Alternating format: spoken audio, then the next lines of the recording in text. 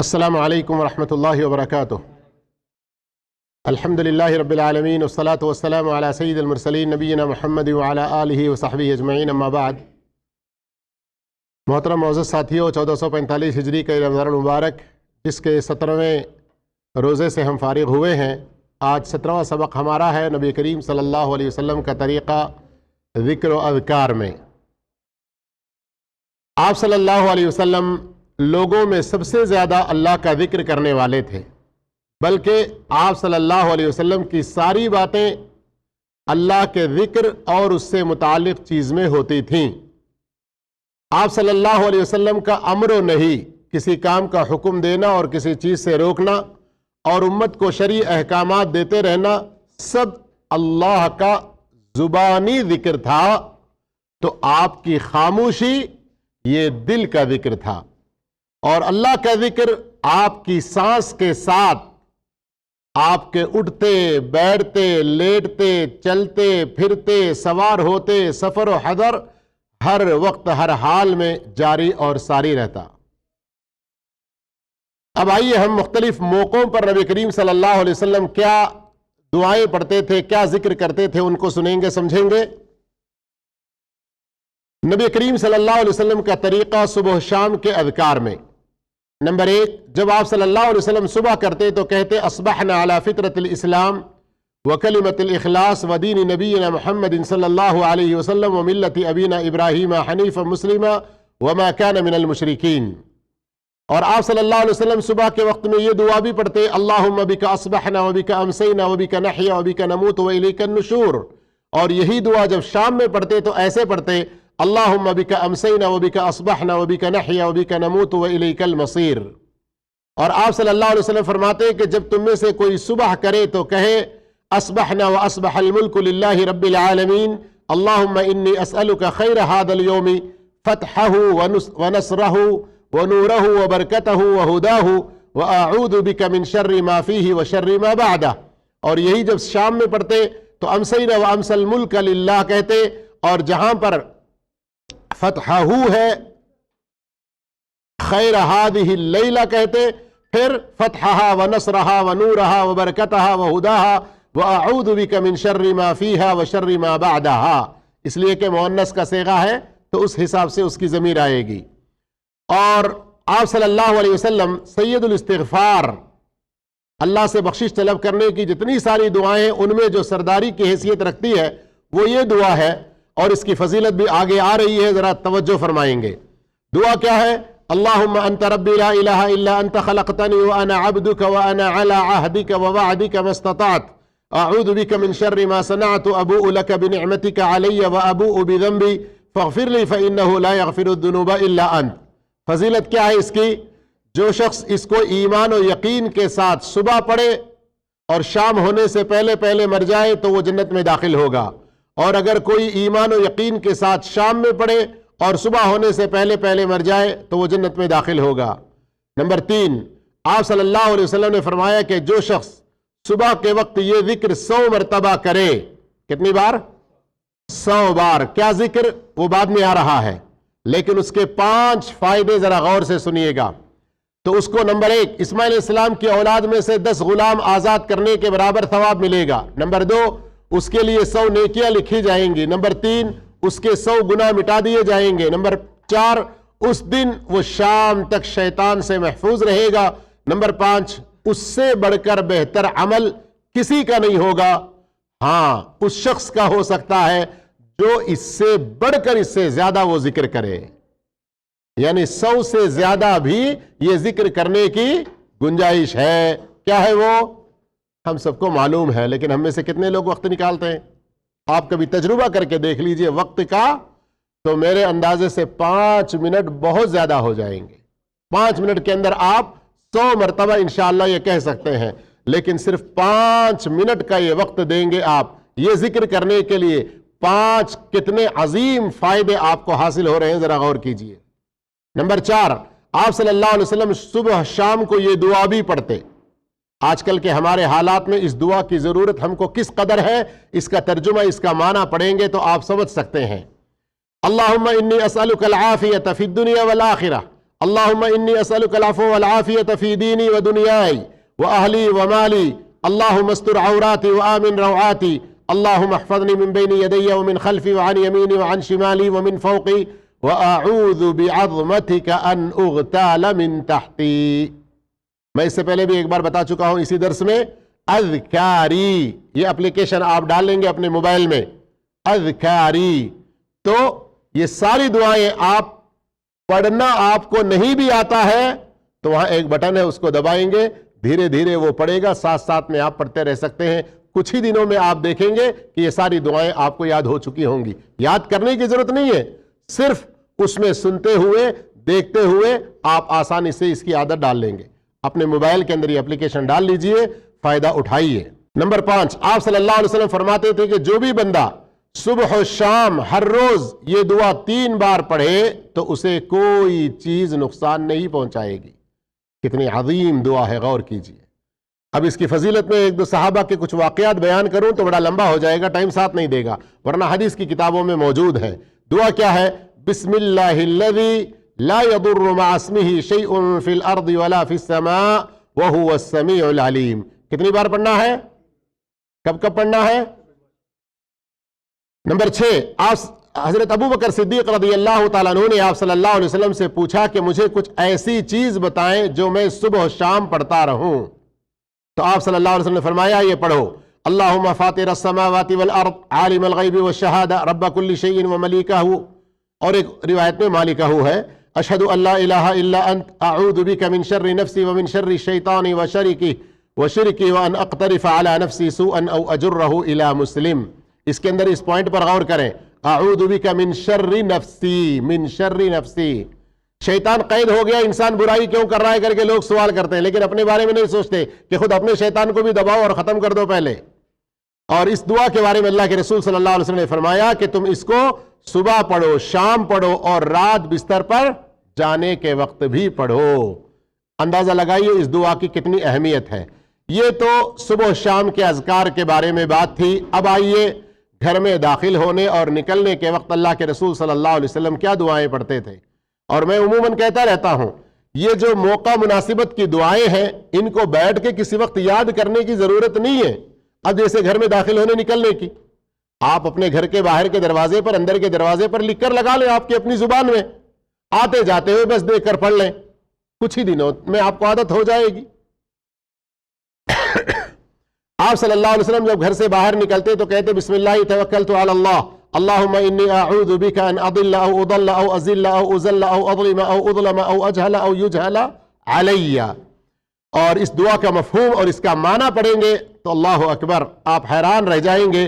और एक दुआ इसी मफहूम में है लेकिन इससे छोटी है। गौर फरमाइए कि आप सल्लल्लाहु अलैहि वसल्लम ने फरमाया, जिसने घर से निकलते वक्त ये दुआ पढ़ी, फायदा, गौर करें, फायदा, पहले वाली दुआ से भी छोटी है ये, लेकिन फायदा उससे अजीम है। फरमाया, जो शख्स घर से निकलते हुए ये दुआ पढ़े तो उससे कहा जाता है तू हिदायत पा गया, यानी जिस नेक मकसद से तू निकल रहा है उसमें अल्लाह तेरी रहनुमाई करेगा। वह कुफीता, तेरे लिए कोई काफी हो गया, यानी अल्लाह ताला काफी है तेरे लिए। वह वुकीता, हर तरह के शर से तुझे बचा लिया गया। वह तनहा अन्हु शैतान, और शैतान उससे दूर हो जाता है। गौर करें, 4 फायदे, हिदायत पा गया, कुफीता, तेरे लिए काफी हो गया, वुकीता, तुझे बचा लिया गया, तनहा अन्हु शैतान, शैतान तुझसे दूर हो गया। अब इंसान को इससे बड़ी नेमतें और क्या चाहिए। और छोटी कितनी प्यारी दुआ है, बिस्मिल्लाहि तवक्कलतु अलल्लाह ला हौला वला कुव्वता इल्ला बिल्लाह। बस इतनी ही दुआ है। आप सल्लल्लाहु अलैहि वसल्लम जो फजर की नमाज के लिए अपने घर से निकलते, कहां फजर की नमाज के लिए कहां निकलते? हम सब लोग भी उठते हैं, रमजान में तो उठ रहे हैं, लेकिन दूसरे दिनों का क्या हाल है मेरे भाइयों। वल्लाही अगर हम जानबूझकर एक नमाज उसके टाइम से छोड़ देते हैं तो कुफ्र में दाखिल हो रहे हैं। ये खतरा हमारी घंटी, ये खतरा हमारे सर पर हमेशा क्यों नहीं बजती रहती कि हम कुफ्र में दाखिल हो जाएंगे एक नमाज भी अगर छोड़ देंगे तो। और जो शख्स ताकत रखने के बावजूद जमात में हाजिर ना हो, इब्ने अब्बास रज़ियल्लाहु अन्हु की हदीस क्या है, अगर वो घर पर भी पढ़ता है तो उसकी नमाज नहीं होगी। یعنی شرعی عذر کچھ نہیں ہے نماز جماعت سے چھوڑنے کے لیے، پھر بھی کوئی چھوڑ رہا ہے تو لا صلاۃ لہ کے الفاظ آتے ہیں. ذرا ڈریے، گھبرائیے اور اپنے ایمان کی حفاظت کی فکر کیجئے. نماز کوئی معمولی چیز نہیں ہے. جب آپ صلی اللہ علیہ وسلم فجر کے لیے نکلتے تو کہتے اللہم اجعل فی قلبی نورا. اب اس کے اندر دیکھیے حافظ ابن حجر اسقلانی رحمۃ اللہ علیہ اس کی حدیث کی تشریح میں فرماتے ہیں 13 بلکہ 17 اپنے اعضائے بدن کے اندر اللہ کی طرف سے نور عطا ہو، اس کی دعائیں ہم کو سکھائی گئی ہیں. تو اس سے آپ سمجھ جائیے سورہ تحریم میں، سورۃ الحدید میں نور کی اہمیت کو اللہ رب العالمین نے بیان کیا ہے. اور یہ نور کس کو ملے گا؟ نماز پڑھنے والوں کو ملے گا. بشر المشائین فی الظلم بالنور التام یوم القیامہ، جو رات کی تاریکیوں میں مسجد کی طرف چل کر جاتے ہیں ان کو مکمل نور کی بشارت دیجئے جو قیامت کے دن ان کو ملے گا. اور جو دنیا میں نمازیں چھوڑتے ہیں کل قیامت کے دن منافقین میں شامل ہوں گے. اور منافقین کے بارے میں سورہ حدید میں کتنی بڑی دھمکی آئی ہے. مومنین کا نور دیکھ کے ان کے پیچھے چلنا چاہیں گے. دوسروں کا نیٹ ورک استعمال کرتے ہیں نا آج کل ہم لوگ، تو وہاں پر بھی سوچیں گے کہ وہاں ان کا نور ہمارا کچھ فائدہ دے گا. لیکن کیا ہوگا؟ کیا ہوگا؟ عین اس وقت جب وہ شاید اپنے دل میں خوشی محسوس کرے گا کہ اس کے نور سے میں بھی فائدہ اٹھا کر آگے جو گھڑی ہے، مرحلہ ہے سخت اندھیری میں بھی پار کر جاؤں گا. لیکن وہاں قریب آتے ہی اس کے اور اس مومن کے بیچ میں آڑ کر دیا جائے گا. پھر کیا ہوگا؟ باطنہ رحمہ وظاہرہ من قبلہ العذاب.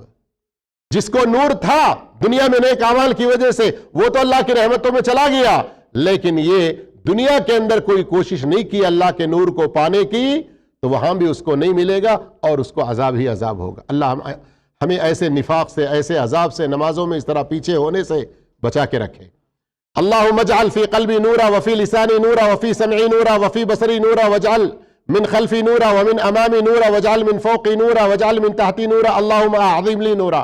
اس کے اندر یہاں پر 9 چیزوں کا ذکر ہے، لیکن دوسری اور حدیث میں وفی لحمی وفی عظامی اور بھی الفاظ آئے ہوئے ہیں.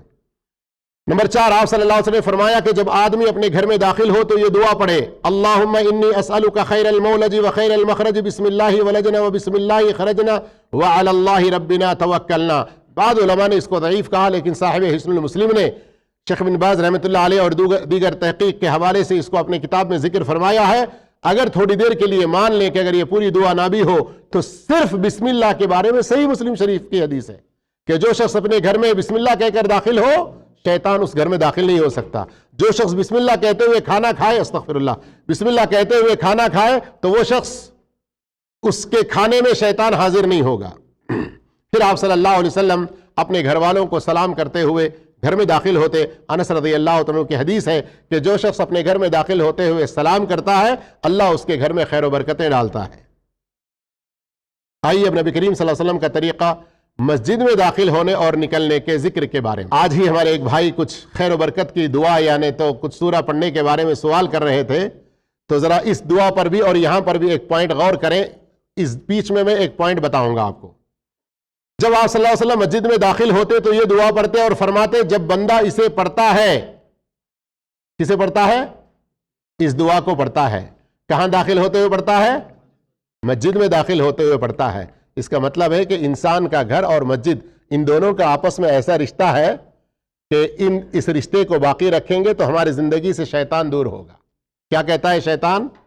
آج وہ پورا دن مجھ سے محفوظ ہو گیا. آپ مسجد میں داخل ہوتے ہوئے پڑھ رہے ہیں، ابھی تو اوپر گھر کے داخلے کا سن لیے ہیں نا مسلم شریف کے حوالے سے. گھر میں داخل ہوں گے تو بسم اللہ پڑھ کے جائیں گے تو شیطان آئے گا. گھر سے نکلیں گے آپ بسم اللہ توکلت علی اللہ لا حول ولا قوت الا باللہ پڑھیں گے تو تنحى عنہ شیطان اس سے دور ہٹ جائے گا. شیطان ساتھ میں رہے گا آپ کے. اب مسجد میں جانا ہے، جاتے ہوئے پڑھیں گے تو کتنی بڑی برکت نصیب ہو رہی ہے. شیطان خود کہتا ہے کہ یہ دعا پڑھ کے چلا گیا، سارا دن یہ مجھ سے بچ گیا. اور ہمارا حال کیا ہے؟ شاید ہم میں سے کچھ لوگ یہ کام کرتے ہوں گے لیکن کوئی بھی نہیں دیکھ رہا ہے نا. خاموش موبائل نکالے اور اپنا میوزک، اپنا گانا. کل کچھ لوگ ہمارے عمرہ سے واپس آئے ہیں کچھ دل دہلانے والی خبریں سنا رہے تھے. کہہ رہے تھے کہ اتنا دکھ ہو رہا ہے, عشاء کی نماز ختم ہوئی, تراویح نماز شروع ہونے کے لیے بیچ میں وقفہ رہتا ہے. کس لیے؟ ضروری اذکار کر کے 2 رکعت سنت پڑھنے کے لیے نا. اس وقت میں موبائل حرم کے اندر کھول کے انسٹاگرام اور دوسرے ٹک ٹاک کھول کر میوزک کے ساتھ میں ویڈیوز بھی دیکھ رہے ہیں. کتنی بڑی بدنصیبی ہے اس شخص کی, حرم میں جا کے یہ کام. اور پھر ہم کہیں مولوی صاحب دن بھر میں کتنا ذکر کر رہا ہوں لیکن شیطان مجھ سے دور نہیں ہو رہا. مولوی صاحب کتنی مرتبہ میں یہ دعا پڑھ لیا لیکن مجھے خیر و برکت نہیں مل رہی. بھئی جہاں یہ فائدہ ملنے کے کام کر رہے ہیں, گھاٹے سے بھی اپنے آپ کو بچاؤ. جیسا کاروبار میں لاس سے بچتے ہیں نا, صرف پروفٹ کو ہی نہیں دیکھتے ہیں.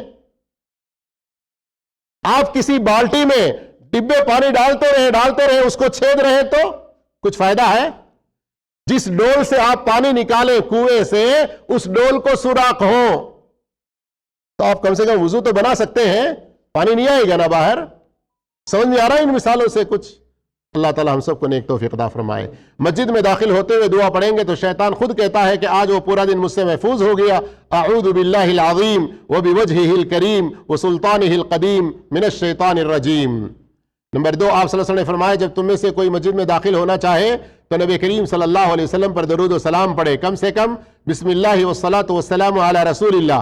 پھر اس کے بعد کہے اللہم افتح لی ابواب رحمتک. اور جب مسجد سے نکلے تو کہے اللہم انی اسألک من فضلک.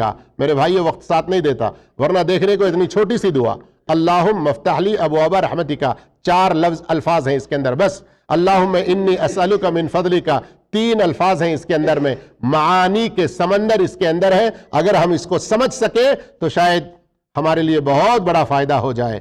آئیے نبی کریم صلی اللہ علیہ وسلم کا طریقہ نیا چاند دیکھتے وقت دعا کے بارے میں.